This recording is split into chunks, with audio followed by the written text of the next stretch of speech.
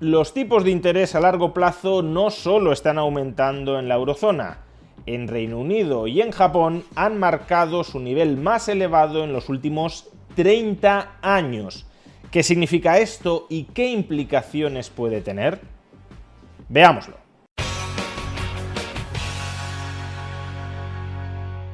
Hace unos días dedicamos un vídeo a exponer cómo la deuda pública a más largo plazo, a 30 años de vencimiento, tanto en Alemania como en Francia, se hallaba en máximos de los últimos 15 años. Era necesario retrotraerse década y media para hallar una situación similar a la actual en términos de coste de financiación del Tesoro alemán o del Tesoro francés.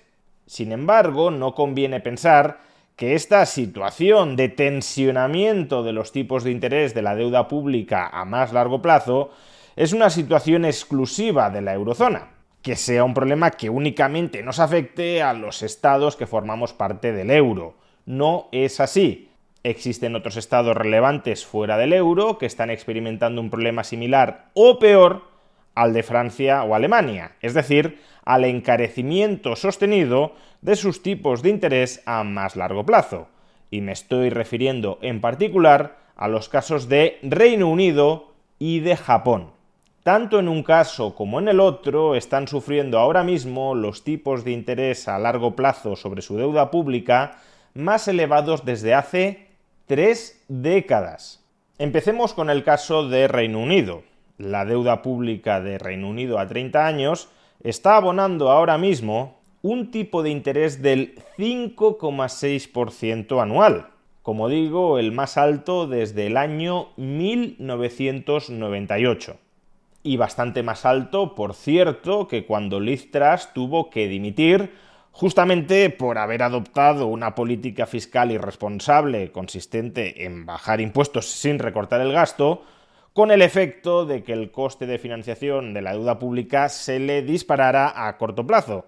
Pero es que ese coste disparado de la deuda pública a corto plazo bajo el gobierno de Liz Truss ni siquiera llegó al 5% anual en la deuda a 30 años. Ahora mismo, repito, está en el 5,6%.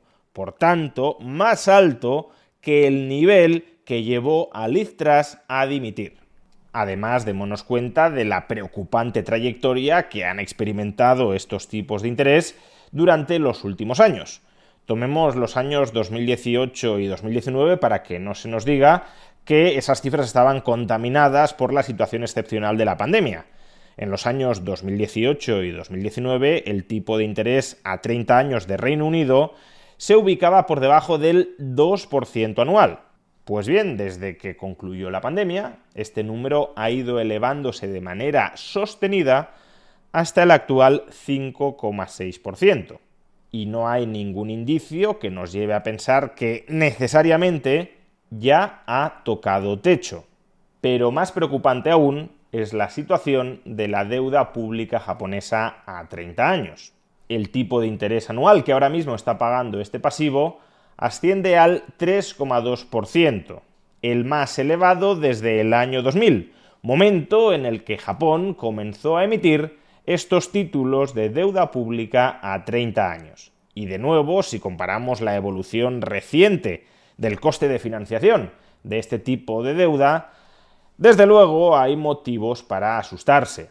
En los años 2018-2019, antes de la pandemia, Japón era capaz de colocar en el mercado estos títulos de deuda a 30 años a un tipo de interés por debajo del 1% anual.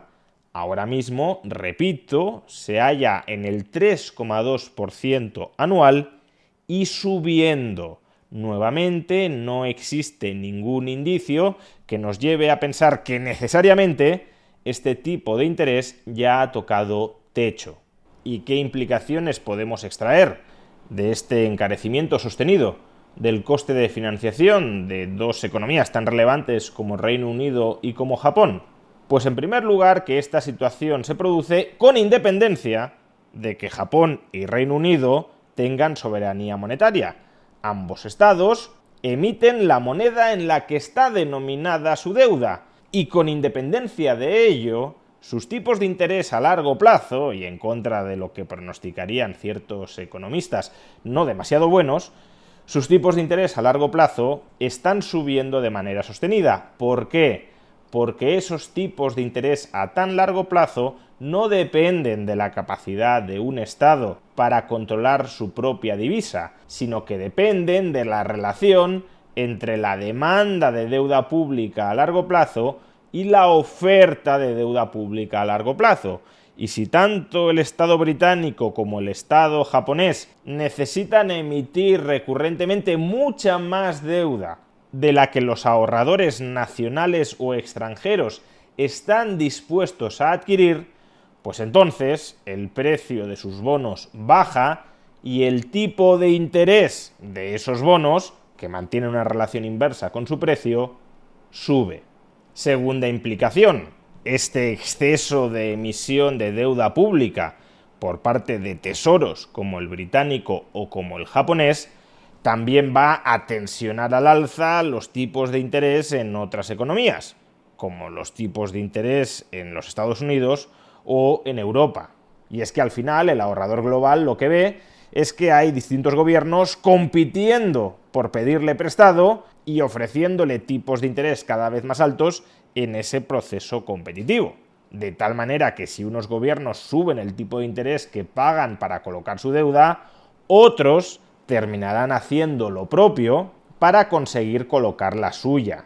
Y en este sentido, si como ahorrador conservador te quieres beneficiar de los tipos de interés que ahora mismo está abonando la deuda pública u otros activos financieros de riesgo similar, tanto en la eurozona como en Estados Unidos, recuerda que esto es algo que puedes hacer a través de la entidad que apadrina este vídeo, Freedom24.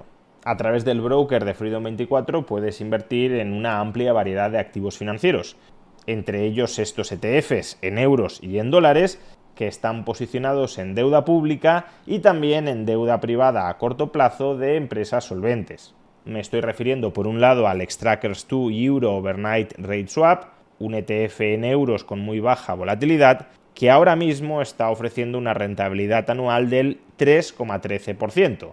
Y también, por otro lado, al PIMCO US Dollar Short Maturity, un ETF en dólares de baja volatilidad, que ahora mismo está ofreciendo una rentabilidad del 4,79% anual. Si quieres obtener más información sobre Freedom24 y más específicamente sobre estos dos ETFs en euros y en dólares para ahorradores conservadores, puedes obtener esa información pinchando en el enlace que aparece en la caja de descripción de este vídeo o en el comentario destacado. Y en tercer lugar, ¿cuál es el significado último de que los tipos de interés de la deuda pública a largo plazo de Reino Unido y de Japón, pero también de Francia, de Alemania o de los Estados Unidos, estén aumentando durante los últimos meses de manera sostenida? Pues hay esencialmente tres posibilidades. La primera es que la llamada prima temporal esté aumentando. Si no hay tanta gente dispuesta a ahorrar a 30 años como para prestar, como para dar financiación a 30 años, la única forma de que te induzcan a ahorrar adicionalmente para dar esa financiación es pagando tipos de interés más altos, de tal manera que decidas restringir tu consumo presente para dar financiación a ese plazo, a 30 años.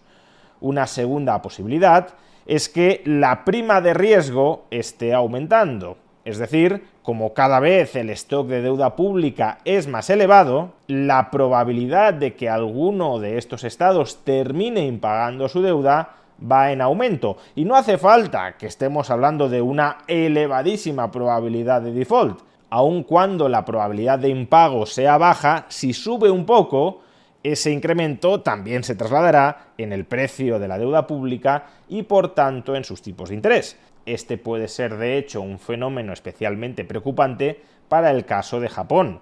Recordemos que la deuda pública japonesa se ubica aproximadamente en el 240% del PIB de Japón. Eso significa que si el coste promedio de su endeudamiento subiera hasta el 3,5%, no ya muy alejado del tipo de interés que marca a día de hoy su deuda pública a 30 años, solo en concepto de pago de intereses, Japón tendría que destinar el 8,5% de su PIB.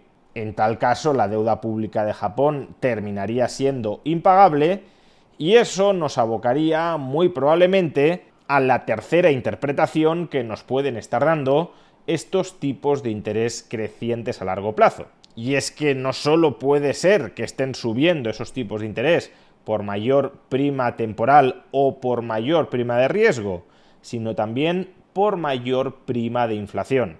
Los inversores pueden estar descontando que los gobiernos, como no van a ser capaces de hacer frente al repago de esta deuda pública creciente con cargo a su superávit presupuestario, eso implicará que para diluir el coste financiero y también el stock creciente de deuda pública en cada una de estas economías, será necesario que los estados respectivos recurran a la inflación como ya recurrieron a la inflación durante los años inmediatamente posteriores a la pandemia, para en gran medida diluir el exceso de deuda pública que se acumuló específicamente en la pandemia. Con lo cual, estos crecientes tipos de interés podrían estar reflejando, como digo, la expectativa entre los inversores de que la inflación va a ir en aumento a lo largo de las próximas 3 décadas.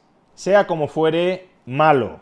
Si los tipos de interés están subiendo por mayor prima temporal, eso significa que los estados están sustrayendo y por tanto encareciendo financiación que alternativamente podría haber ido a parar al sector privado.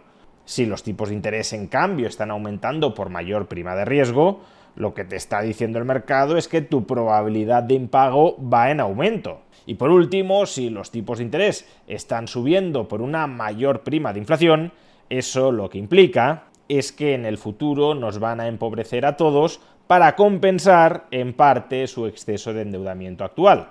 Por tanto, los estados, si fueran responsables, que no lo son, deberían tomar esta señal de alerta que les está mandando el mercado en forma de tipos de interés a largo plazo crecientes como un mensaje para que hagan propósito de enmienda, para que abandonen la senda de endeudamiento público explosivo que no traerá nada bueno para nadie.